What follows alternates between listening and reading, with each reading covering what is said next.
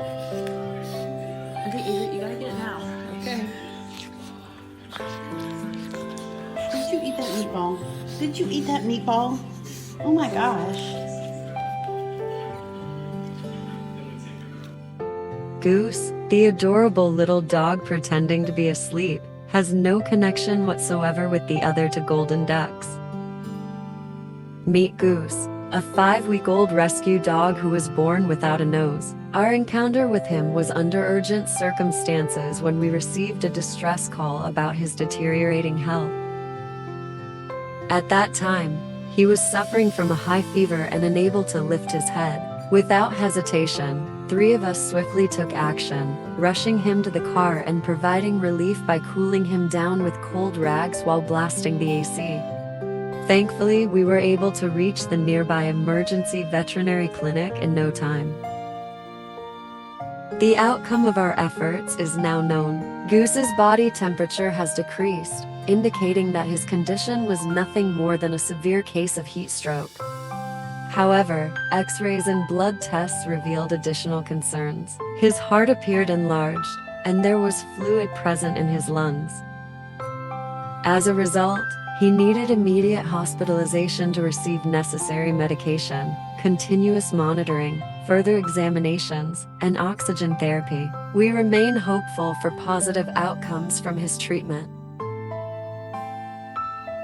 Goose had a good evening, eating her meatballs and had us playing our favorite game of Where's Goosey? A pretty rough night, up and down and up and down and up and down, lots of whining and difficulty breathing. And back to a good morning, lots more meatballs, and looking for her kitten, encouraging. But the nights are really, really tough. Unfortunately or fortunately, the ultrasound didn't show much yesterday. Goose had both an echocardiogram of her heart and an abdominal ultrasound. What he did find on the ultrasound was a very upset tummy. He said her gut was very inflamed and gassy and upset. We were advised to treat what we know, which right now is the pneumonia and digestive issues. And then if once those are resolved and there is no significant improvement, then to do more diagnostics and reach out to more specialists.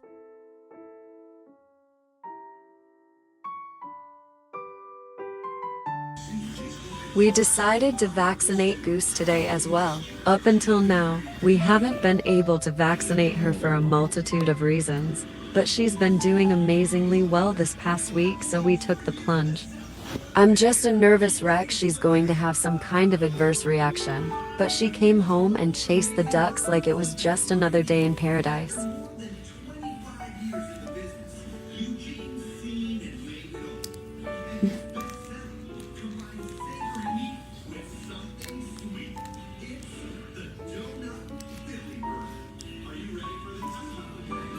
Oh, big yawn. Okay, eat it. You gotta get it now. Okay.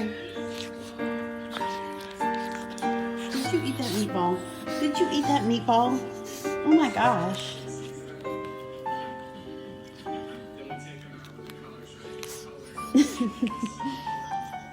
She's trying. Let's try her. You gotta eat your meatballs. Oh, bless you. Oh Bless my you. goodness.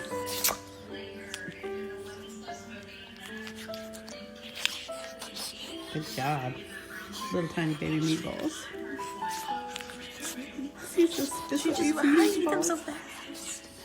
fast? She's like, I haven't eaten anything for the last 9 weeks. I'm starving. Oh, you chew that one.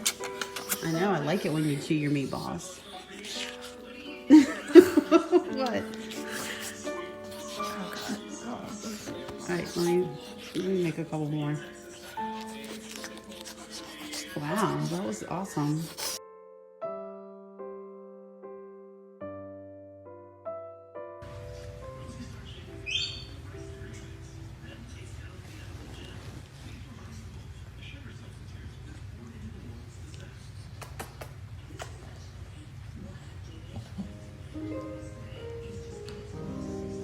Did you give me a bath?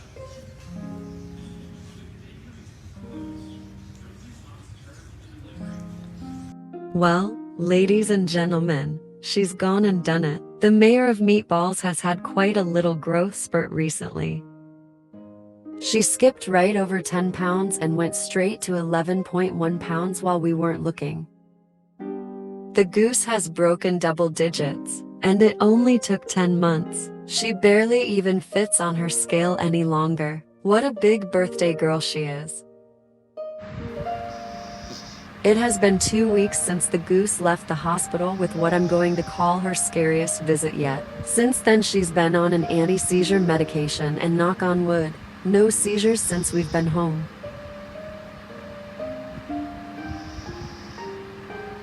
She can get a little too hyped up, almost a frantic energy, that I get worried could snowball into another seizure. Strangely, I've found that cradling her like a baby and rocking her almost instantly calms her down and can dial back some of the freneticism.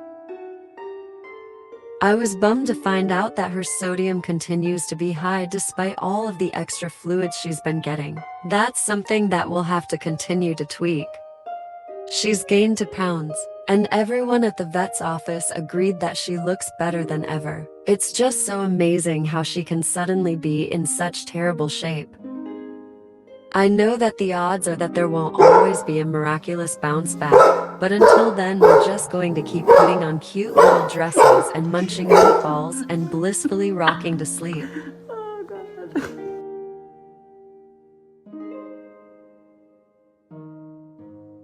A few weeks ago, someone messaged us out of nowhere and demanded to know how much money we had spent on Goosey's care.